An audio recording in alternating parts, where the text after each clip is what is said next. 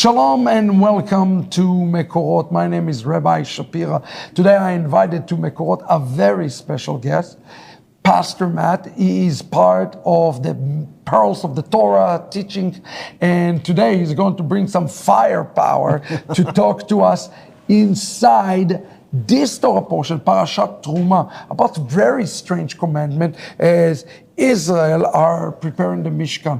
What you got for us today? What's on your heart? Well, Rabbi Shapira, in Exodus 25:11, there's a very interesting verse that talks about part of the construction of the Ark of the Covenant.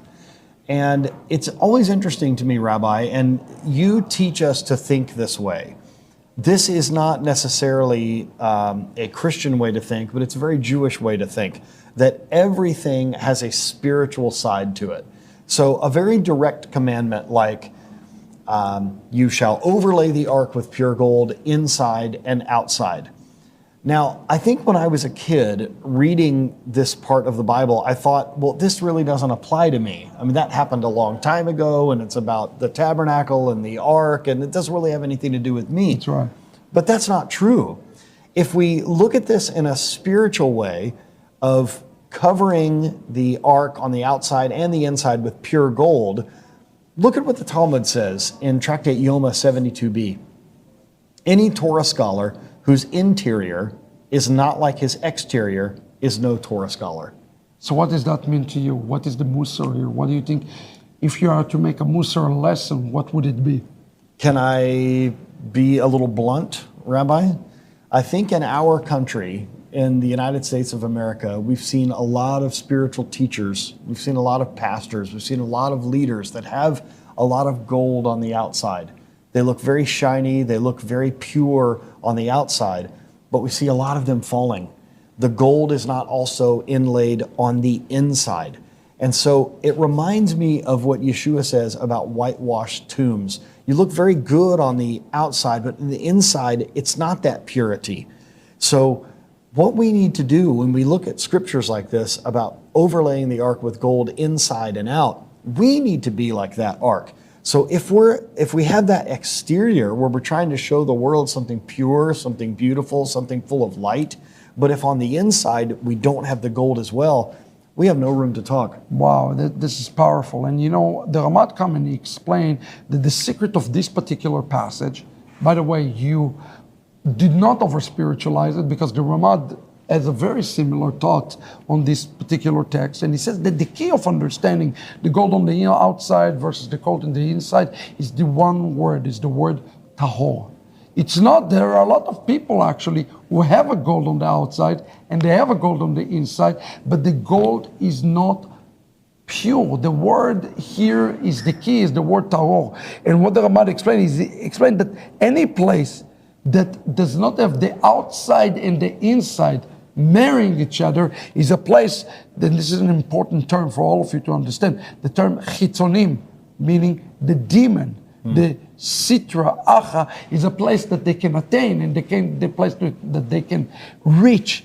We call it in Christian lingo open door. You know, in essence saying, if the inside and the outside, they don't match, then guess what? An open door. Surely you have something in the New Testament about that he's talking about. If the outside and the inside do not, wow, an open door is now available for you. So what it says, Ve'asita alav zer zahav saviv. You are making the gold around it. And this is something very important. What does it say in Pirkei Avot, chapter 1?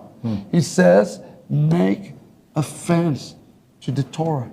Make a fence to the Torah on the outside and the inside, so that the outside and the inside will look the same. Have you ever been in a house that you come and the outside look beautiful and you come inside and it's like, oh, what is that? That does not match? Yes. That's what we have to watch for, friends. So the Musar today from Mekorot is very important. Look for the quality of the house. And it's interesting because it's used the word here, vetitzpenu, which Joseph's name is Tzafnat Pa'anach. You see a linguistic clue. Make sure that Joseph is living outwardly, and Joseph is living inwardly. Last word for you. I think it's so important, Rabbi.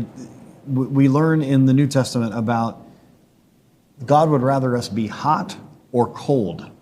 He would actually rather us be totally cold than to be lukewarm. So if you're going to put that gold on the outside, make sure the gold is on the inside. Or if you're going to have both, like you said, make sure it's the pure gold. Make sure we're allowing the Lord to get rid of the impurities in that gold. I would even go and say this. God rather to you to be mediocre on the outside and mediocre on the inside than to be really hot on the inside and really cold on the outside. What do you say about that? Absolutely.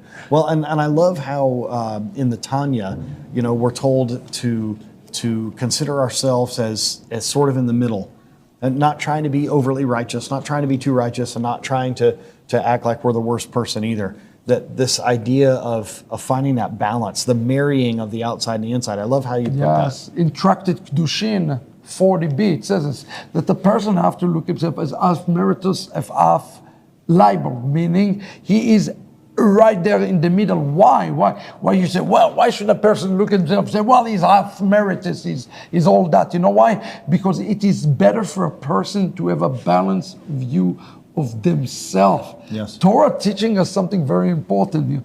Make sure that whatever is the outside matches the inside. Have a reality check about who you are. And then try to swing yourself slowly for the merit. And God willing, you will be successful in doing it. But you have to do it in a balanced way. And by the way, that's why also Yeshua says, stay on the narrow, straight and narrow path. It's like the gold. Don't give me the 20 carats outside and give me the cheap imitation on the inside. God is not impressed with those things.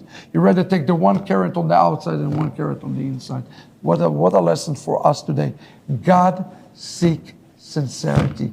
Let us be sincere believers. This is, friends, the awesome Mekorot for this week. Shalom, everybody.